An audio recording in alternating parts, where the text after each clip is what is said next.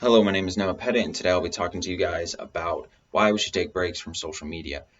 When's the last time you read a book? It's probably been a minute, and that just comes from an overconsumption or excessive amount of time spent on social media. However, I use social media just as much as anyone else my age, such as all of you guys, but I like to take periodic breaks from it, especially if I'm dealing with a lot of stress or anxiety related to school. We'll be looking at three main points today.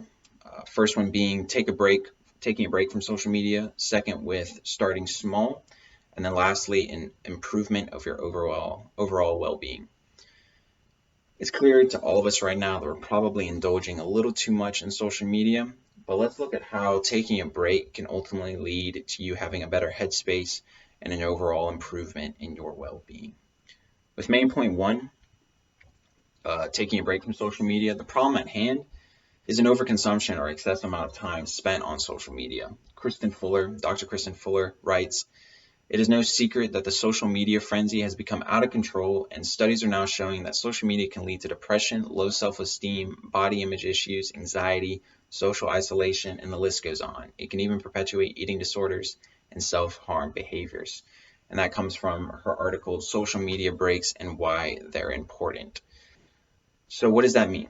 Well, she hints at a lot of negative connotations with social media, but let us not forget that social media also does provide us with a sense of interconnectivity in our lives. So whether that's connecting with friends and family all across the globe or whatever it may be, it can also just be another distraction. And I think that's what she's really getting at. Ultimately, it can cause more harm than good in instances of long exposure, and that's when you see a lot of the issues that she brought up. So now that I've addressed the problem with too much social media, what needs to change? Well, first, the fix or solution doesn't come all at once. No drastic measure is going to change it all.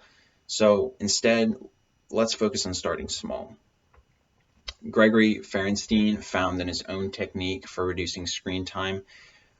He writes, "Screen time limits don't engage a lock that can't be dismissed, and on occasion I did ignore them, but often when I found myself getting snagged by the temptation to get into Twitter fights during the day, I would see that my screen time limit was coming up and I remembered that I didn't really need to respond. Instead, I would close the app and get back to things that were more valuable to me." So that comes from Gregory Ferenstein's Forbes article, How I Reduce My Social Media Use with App Limits. So why will it work? Well, app limits are a great way to show how much time and usage you're spending on social media. And once you're able to recognize that you're spending probably way more time on social media than you should be, it's easier to slowly wane off that constant engagement, and it's a lot easier to then take breaks more frequently.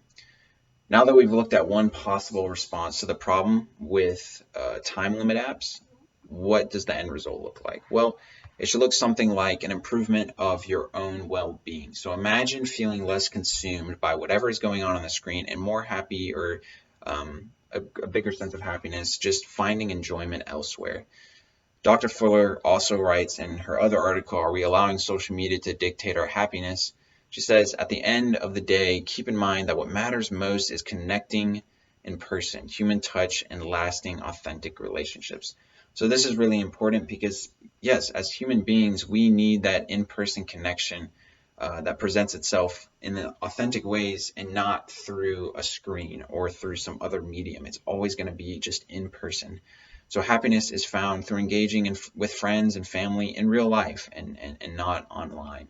So lastly, I'll leave you guys with kind of a call to action. So there's three simple steps to kind of put in place to get you towards that, taking a break from social media.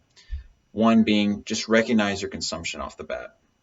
See how much time is really being dedicated to just scrolling through social media. Second, plan to start taking steps to reduce social media engagement. So kind of set aside, okay, for this weekend, I'm not going to use social media whatsoever. And it's those, small incremental steps that's going to really help you take more longer breaks in the future. And then third, gradually take more breaks from social media and see how you feel. See if that change of spending less time on it impacts the way you feel in your daily life. So with a summary today, we looked at three main points. First being the need to take a break from social media. starting small, and then an improvement on your well-being.